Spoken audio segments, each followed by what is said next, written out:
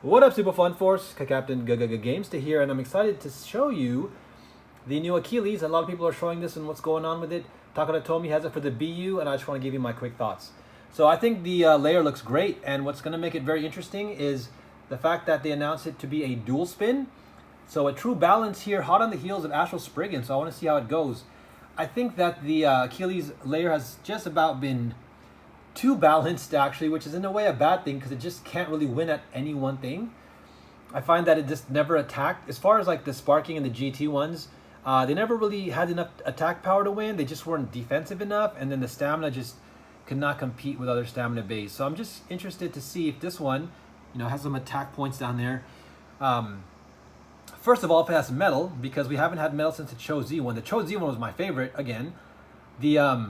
The GT one was kind of a letdown because it had large swords where you could kind of take out the plastic, but not being metal, it was a pretty lightweight and weak layer.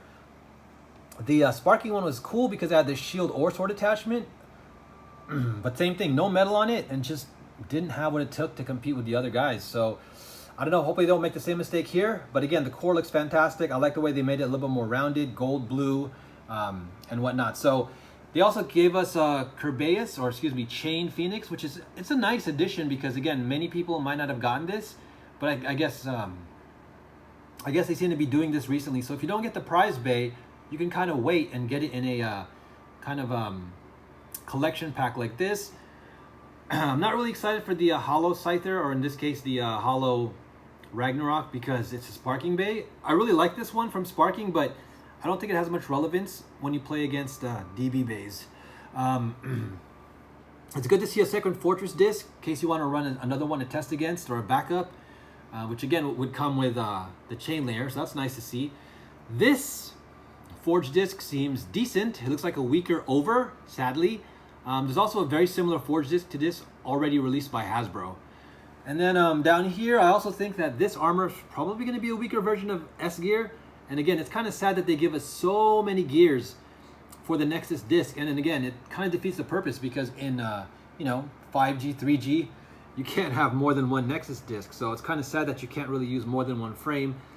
The only way to do that currently is if you use a Nexus disc in the same team as a All Might.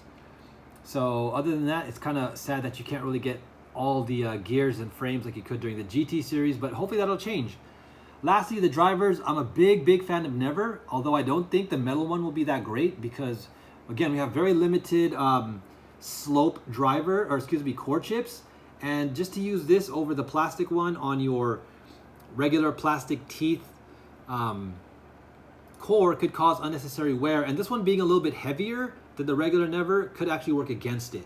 So we'll see. And then, of course, here, I don't know if people actually have been really asking for a Quattro Dash. I'm curious to know what you guys think because I've done a lot of testing with Quattro, and as cool as a concept it is, it suffers the same fate as like the previous Achilles, where it's like, in this case, it gives you, it gives you one of everything. However, it's not good at any of them, right? So like the ball defensive driver is probably not as good as Orbit. The metal tipped stamina driver is not as good as like other stamina drivers, and then the full rubber, I don't know, man. The rubber drivers just haven't been working out on the DB as well as, even we have Extreme now, Extreme Metal, we have all the Valkyrie ones, and then finally you have the kind of half plastic surrounded by rubber, and that's basically like Venture and the Adventure, and both of those drivers aren't really relevant at this point either.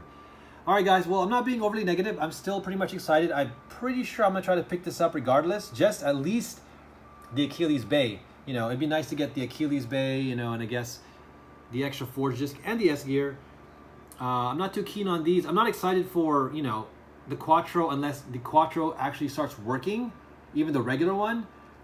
Because if the regular Quattro doesn't work in combos, then there's no point in having a dash. And then finally, I think that the regular Never driver is good enough. I don't mind having a metal one as a backup because if you're listening, Takara Tomy, I predicted one day you guys are going to make metal teeth. It's the only way to go if you're going to start making metal drivers. And maybe you guys are going to start making more metal Beyblades because, again, as cool as this might have to, in the collection, especially if you're an Achilles fan, same issue I'm having with Excalibur. I'm debating about getting Excalibur just to have it in the collection, but like you know, the fact that Excalibur didn't have a great amount of metal and that this one might not even have any metal kind of holds me off, you know, puts me off a little bit. But we'll see, guys. Anyways, you know me, I'm still a big Beyblade fan for sure, and I'll be supporting it and making all kinds of videos, and I hope they keep making awesome releases. All right, guys, let me know what you think, and I will see you guys again. Don't forget, keep it face, say a prayer, spread that love, be positive, be thankful. We'll be coming back at you. Peace.